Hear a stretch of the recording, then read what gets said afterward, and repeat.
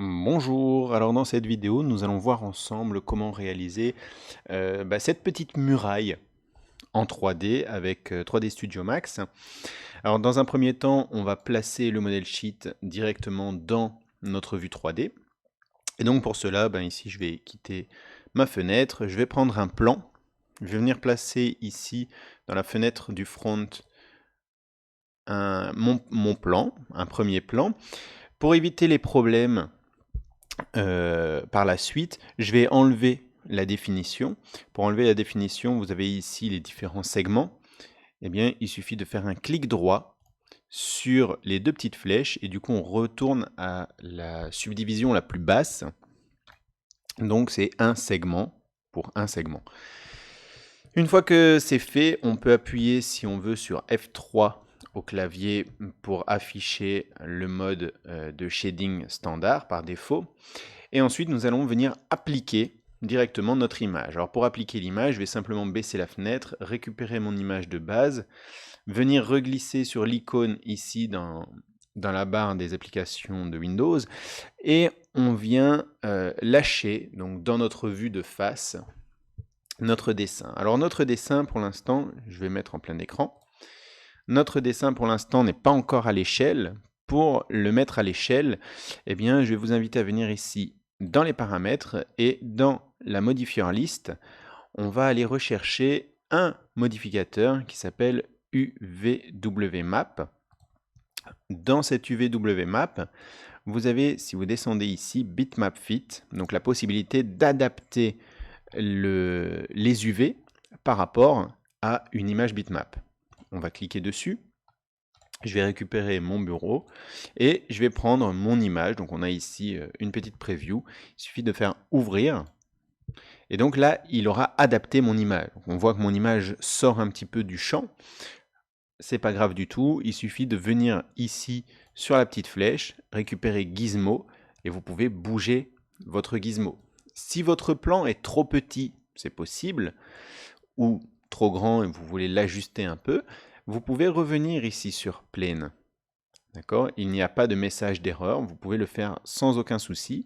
Et vous pouvez venir jouer ici avec les deux paramètres de longueur et de largeur pour réadapter votre modèle. Alors voilà, ça c'est notre vue front. Je vais la décaler un petit peu par rapport au centre ici de la scène. Et je vais le copier pour venir le placer ici, pour pouvoir l'avoir en vue de profil. Et je vais le copier, mais surtout venir le placer correctement à 90 degrés, à 90 degrés. Pour cela, eh bien, je vais venir ici sur l'Angle Snap. Je clique dessus. Je vais prendre l'outil de rotation. Et du coup, maintenant, quand je vais faire... Donc, si j'enlève l'Angle Snap et que je fais une rotation... Excusez-moi. Eh bien, on voit, c'est assez... voilà, les valeurs sont assez exotiques, on va dire ça comme ça. Par contre, si on met l'angle snap, on a la possibilité de bloquer tous les 5 degrés. Après, les paramètres d'angle snap peuvent être changés si vous voulez d'autres valeurs que tous les 5 degrés. Bon, ici, moi, ça me convient très très bien, donc je vais utiliser ça. Pour faire une copie de mon plan, je vais simplement appuyer sur majuscule et faire la rotation en même temps, donc majuscule ou shift au clavier. Et au-dessus, vous voyez qu'il y a la petite valeur. Donc j'ai tourné de 0, 0, moins 90. Dès que je relâche mon clic, le clic de la souris, eh bien j'ai les options de clonage. Dans les options de clonage, je vois ici, je vais me mettre en copie, je vais faire une copie directe de mon plan. Et ici, le number of copy, donc le nombre de copies que je vais faire, c'est une seule. On valide. Hop, je viens replacer mon plan donc, comme ceci. Alors, certains tutos, certains documents que l'on peut retrouver sur Internet laissent les plans coupés comme ceci. Alors, moi personnellement, j'aime pas trop de modéliser comme ça, je me retrouve vite embêté dans les plans, etc. Donc, j'hésite pas à les écarter l'un de l'autre. Et en fait, c'est assez simple, hein, la logique veut que ce qui va être modélisé va être ici quelque part par rapport donc, à ce plan-là et ce plan-là. Donc ce sera face à ça et face à ce plan-là. Donc je vais avoir ici une zone très pratique pour moi modéliser. Je vais sélectionner ici ce plan-ci parce que je suis toujours en vue front, en vue de face, pardon. Je vais utiliser donc le gizmo en déplacement et je vais déplacer, hop, pour récupérer ma vue de profil. Pareil, si je veux, je peux récupérer plane et adapter comme ceci, de façon à n'avoir que ma vue de profil dans la vue. Après, ça, ce n'est pas obligatoire. Certains travaillent avec les deux vues, que ce soit la vue de profil ou la vue de face, on garde l'ensemble du dessin visible. Voilà, ici, pour l'idée, on va garder ça comme ça. Alors, on va prendre un dessin de référence. Donc moi, ici, je vais prendre la vue de face. Je vais appuyer sur F au clavier. Et donc, en appuyant sur F, il va me placer automatiquement en vue de face. F. Si j'appuie sur L, je vais me retrouver en vue de profil. Pareil, F3 au clavier. Et du coup, j'ai bien ma vue de profil ici. Donc, ça fonctionne. Il n'y a plus qu'à modéliser. Pour modéliser, je vais toujours partir d'une boîte toute simple. Et donc, je vais prendre un repère. Alors, moi, ici, j'ai décidé de prendre comme repère la base ici de mon mur. Voilà. Tac. Donc, je clique, je garde appuyé, je glisse jusqu'ici. Ensuite, une fois que je relâche, donc ça va me bloquer ces deux axes-ci, donc l'axe Y et l'axe X. Et ensuite, je vais devoir paramétrer l'axe Z, donc la hauteur de ma boîte. La hauteur de ma boîte, eh bien, je ne la connais pas. Donc, j'avance un petit peu avec ma souris. Donc ici, je vois que j'ai avancé de 20 cm. Et puis, j'ai cliqué parce que je vais régler ça par la suite. Alors, pour régler ma boîte, pour vraiment la placer correctement, je vais venir ici dans les paramètres. J'ai ici Box. Je fais un clic droit et je vais passer en Editable Poly. À partir de maintenant, j'ai l'accès à mes points, j'ai l'accès aux lignes pour déplacer, j'ai l'accès aux faces, etc. Okay. Je vais prendre les points. Donc en vue de face, on voit que ça correspond. Eh bien, je vais appuyer sur L au clavier pour me mettre en vue de profil. Et là, je vois que ça ne fonctionne pas. Alors, dans un premier temps, ce que je vais faire, c'est vraiment venir placer l'élément ici. Et je vais rentrer dans les points et modifier les points. Tac. Alors, il y a un problème entre mes deux modèles sheet. Ça n'est pas grave du tout. Voilà, je vais garder comme référence la vue de face. Et la vue de profil, c'est vraiment un guide, c'est vraiment une idée de mon dessin. Après, vous essayez de faire des modèles sheet qui collent correctement. Ok, donc voilà, la vue de profil fonctionne. La vue de face, après, c'est assez compliqué aussi d'avoir un modèle sheet vraiment nickel. Enfin, il faut vraiment être assez rigoureux. Alors, ici, voilà, donc j'ai ma base. Donc par rapport à ma vue de face et à ma vue de profil, eh bien, ça me donne ceci en 3D, ce qui représente bien la base de ma petite muraille. Ensuite, je vais sélectionner cette partie ici du dessus et je vais l'extruder, la faire ressortir pour créer ce petit rebord ici, le petit rebord qui est là. Alors pour le faire, je prends ici face, je clique dessus, je me mets en vue de face. Alors j'ai également ce panneau-ci qui est hyper utile pour faire des extrudes. Et donc, je vais utiliser pour faire des modifications dans mon objet, excusez-moi, pas des extrudes. Et donc ici, je vais aller dans Extrude. Je vais prendre la petite flèche juste à côté pour avoir les settings. Okay. Et les settings, je vais pouvoir régler ici avec ces deux petites flèches. Alors, pour pouvoir le faire, il suffit de cliquer, garder appuyé, et je glisse au bas, ce qui est très pratique dans 3DS. Je remonte jusqu'à la ligne qui se trouve ici. Je valide. Je me mets en vue de profil, donc c'est exactement ça. Par contre, après, je vais devoir remonter ici le long. Alors, pour pouvoir remonter là le long, eh bien, je vais devoir faire des découpes. Tac, deux petites découpes, car la face qui est ici, c'est une face pleine. Donc, je vais la redécouper de façon à avoir juste ces petits bords-là. Donc, ici, je vais avoir une face que je vais pouvoir extruder, qui sera de la bonne dimension. Pareil, je vais cliquer sur L pour me mettre en vue de left. Je vais utiliser le Swift Loop. Et avec ce Swift Loop, eh bien, je vais vraiment me placer par rapport à ma ligne. Et donc, vous voyez une ligne bleue qui apparaît, bleu ciel. Et donc, tac, là, je fais une découpe. Si vous voulez voir les découpes, vous pouvez appuyer sur F4. Et du coup, là, vous avez les edges qui apparaissent. Donc, sur les faces, on voit les edges.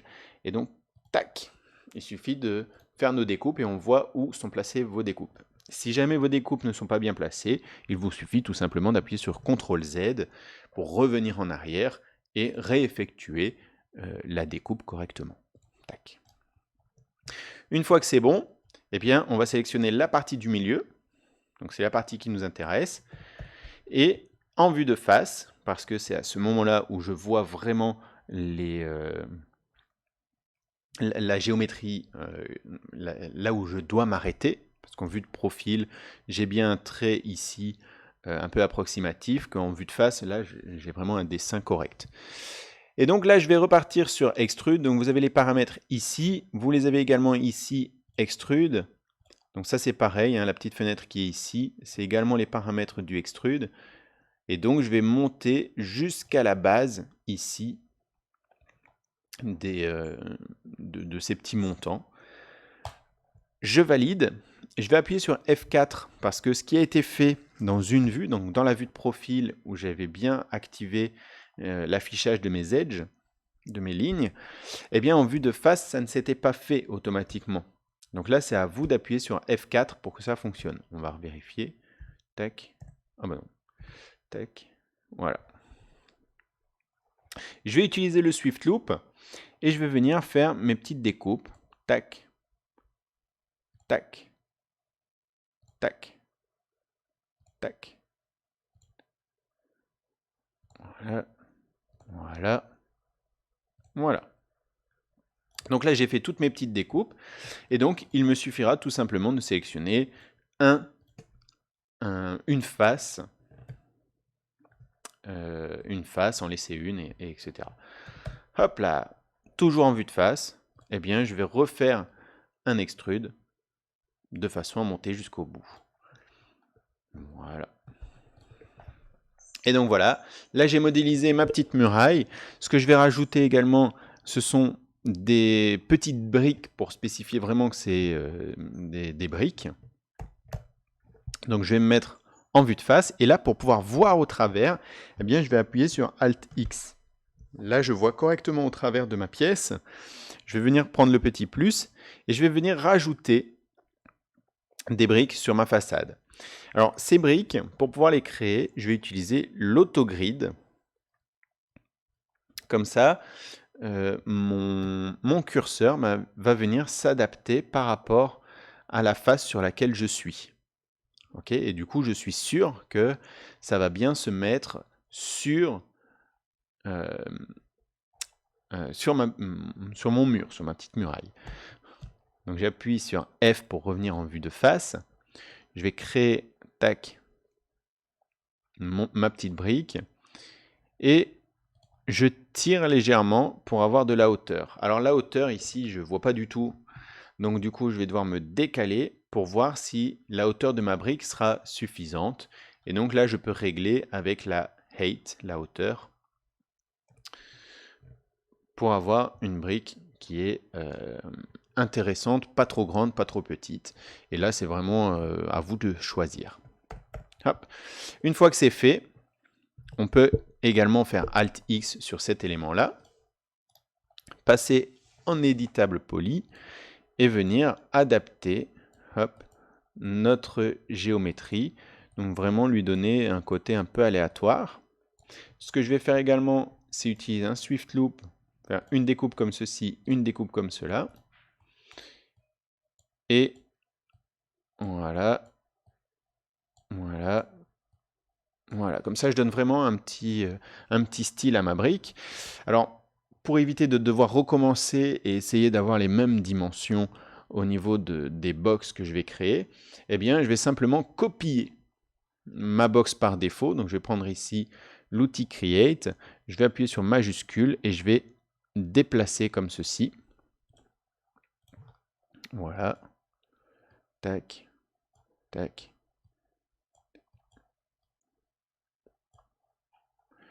Voilà, pour essayer de vraiment faire en sorte que ça ressemble un petit peu au dessin. Après, libre à vous de faire un petit côté un peu aléatoire. Tac. Voilà. Voilà. Comme ceci. Encore 3. Donc là, ça devient un peu un jeu de patience, mais vous verrez le résultat est vraiment sympa à la fin. Voilà, voilà, voilà, voilà, voilà. Donc à chaque fois, comme je déplace uniquement sur 2 axes, eh bien,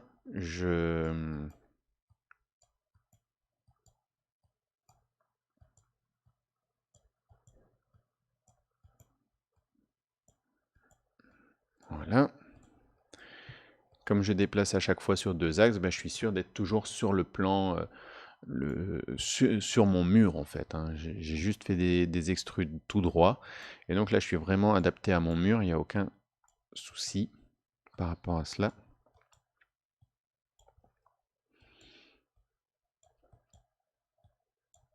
Voilà. Et voilà. Hop.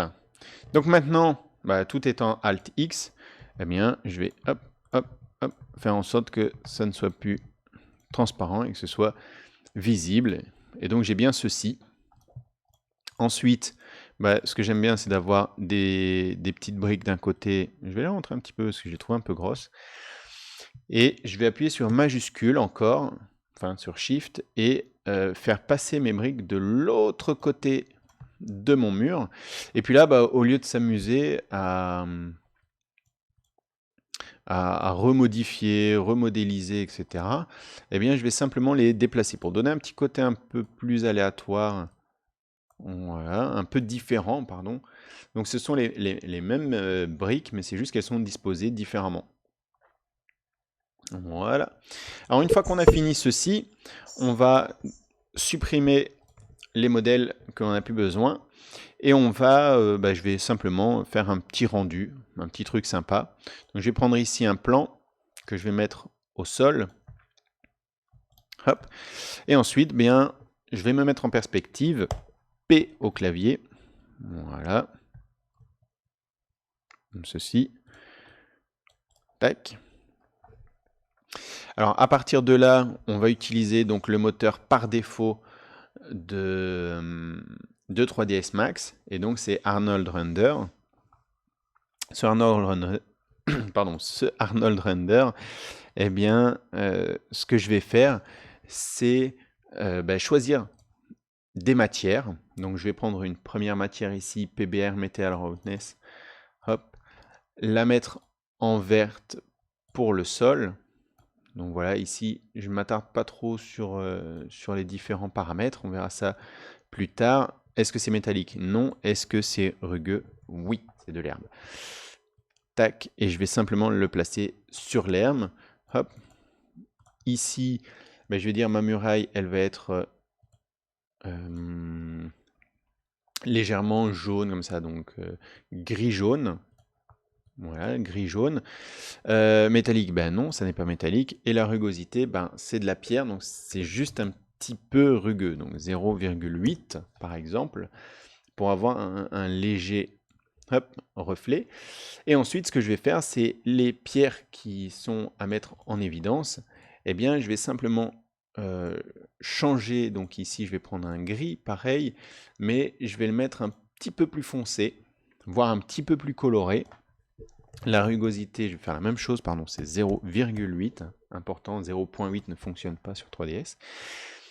Tac, et je vais donc simplement placer ceci, tac, sur les briques. Voilà, voilà, voilà. Assigner à l'objet sur lequel je l'ai déposé ou assigné à la sélection, à la sélection. Voilà. Et la base, pareil, je vais faire la même chose. Alors, pour pouvoir, donc c'est le même objet, et j'aimerais bien changer la couleur, mais juste de la base de l'objet. Alors, il suffit de faire une sélection en polygone, comme ceci. Donc, hop. Ouais, c'est vrai que j'allais prendre à partir de la base, je vais me mettre en vue de face, sectionner comme ceci. Voilà. Là, je vais faire un grow pour agrandir la sélection. Et il faut également sélectionner toute cette partie-ci. Donc si j'appuie sur CTRL, ça me permet de rajouter des éléments dans ma sélection. Et donc je rajoute cette partie-ci du mur. Et donc je vais simplement l'assigner ici à la partie rouge. Hop, je lâche. Tac. Et donc vous voyez que c'est uniquement la sélection qui a été prise dans la teinte que j'ai choisie. Hop, je choisis un petit angle de vue un peu sympa. Je vais appuyer sur CTRL-C pour créer une caméra. Pour moi ressortir de ma caméra, je vais appuyer sur P, perspective. Et je vais rajouter une lampe, enfin 2 lampes. Donc ici, je viens sur lampe. J'ai photométrique de base. Je vais aller chercher Arnold. Je vais prendre Arnold Light. Je vais créer une Arnold Light ici, comme ça, vite fait. Cette première Arnold Light, je vais venir dans ses paramètres et je vais tout simplement changer son type de lampe. Son type de lampe, je vais demander à ce que ce soit un Sky Dome. Ok. Ce Sky Dome, ça va vraiment représenter le ciel en lui-même. Donc pas le ciel et le soleil, uniquement le ciel. Alors ça va être un petit peu puissant. Donc si je descends ici dans l'intensité, on voit que la résultante de l'intensité et de l'exposition fait 256. Si je fais caméra, je vais faire un rendu. Tac, je vais avoir ici quelque chose de blanc pétant. Alors, si vous voulez éviter de cliquer à chaque fois sur rendu, à chaque fois que vous choisissez des paramètres ici, vous pouvez venir ici dans le Active Shade par Arnold et donc vous allez la voir en direct. Alors ici, l'intensité, je vais le laisser à 1. Par contre, l'exposition, je vais la descendre à 0. Du coup, vous voyez, paf, ça vient baisser vraiment cette intensité. Ce que je peux faire également, c'est 0,2 par exemple. Et là, voilà, on va avoir une lumière, je dirais, un peu globale. Une lumière globale. Au niveau de la couleur, comme nous sommes en extérieur, je vais choisir un bleu pour le ciel. D'ailleurs, je vais augmenter un petit peu ici sa valeur. 0,5. Tac, du coup, ça rééclaircit encore. Je vais enlever ici le shader. Donc, j'ai appuyé sur C pour revenir en caméra. Je vais appuyer sur P pour revenir en perspective. Donc, ça, c'est une première lampe. Et puis, je vais en créer une deuxième. Une deuxième lampe, non plus en Sky Dome, mais en quad, comme au début, qui va venir éclairer ma muraille. Et donc là, ce sera plus comme mon soleil, pour simuler un peu mon soleil. Et donc, hop, je vais la mettre en hauteur, comme ceci. Donc, j'ai bien ma caméra là, et je vais avoir la lumière qui va venir, paf, taper comme ceci. Ok. Cette lumière-là, donc si je me mets en caméra, donc je vais bien la sélectionner. Voilà, oui. J'appuie sur C, et je vais relancer le Active Shade, et donc on voit qu'elle n'a pas beaucoup d'impact forcément, elle a repris les paramètres du Sky Dome, et c'est vraiment pas très fort pour une lampe. Donc je vais venir ici dans les paramètres, je vais déjà remettre ici l'exposure à 8, comme par défaut, et je vais augmenter l'intensité, et je vais y aller fort, je vais y aller sur 100. 100, c'est pas beaucoup, hop, autant monter encore, 500, ça donne un peu différent. Après, vous pouvez monter ici, hop, à 10 pour booster encore l'exposure. Alors, ce qu'on voit comme lumière, c'est une lumière bleue. Moi, ici, ce que j'aimerais bien, c'est une lumière un peu chaude, un peu jaune orangé, mais tirant quand même vers le clair. Tac, voilà, comme ceci. Donc on va avoir le contraste du froid ici derrière de notre Skydome et notre lampe qui va venir nous créer cet effet de soleil en fait. D'accord.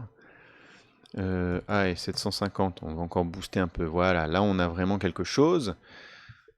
Je vais enlever ici le Active Shade et je vais booster un peu mon Skydome parce qu'il y a vraiment une trop grosse différence entre les deux. Je vais lancer un rendu. Et donc là, on va vraiment avoir du bleu ici pour casser, vraiment là, tac, la lumière. Alors, autre chose que l'on peut faire également, notre fond est noir. Moi, j'aime bien travailler avec des plans. Tac. Et donc, je vais créer un plan. Voilà, comme ceci. Tac. Que je vais... Hop, hop, hop. Placer comme ceci dans le fond. Perspective Z. Voilà, donc PZ. Et hop, j'agrandis fort le plan. Vraiment très très fort. Comme ça, il va vraiment créer ce fond. Et ce fond, eh bien, je vais venir ici, tac, dans les paramètres. Je vais reprendre ici PBR Material, Metal, etc. Ceux-là, on peut les enlever. On peut les récupérer très facilement avec la pipette. Hop, on clique. Et donc là, on récupère bien nos éléments. Voilà. Donc ça, c'est pour le fond. Je vais les enlever. Hein. Tac. Ah! Ouais, j'ai fait une erreur. J'aurais jamais dû. Tac, voilà. Voilà. Ici, donc ça, c'est pour notre fond. Notre fond, donc, bah forcément, on va considérer que c'est un ciel. Mais ce ciel, il va émettre, bien évidemment, de la lumière. Une lumière un peu bleutée. OK. Et eh ben, si c'est trop fort, on va avoir un effet de ciel un peu trop lumineux. Au niveau de la rugosité, on va mettre 1 pour vraiment casser l'effet de reflet qu'il puisse y avoir.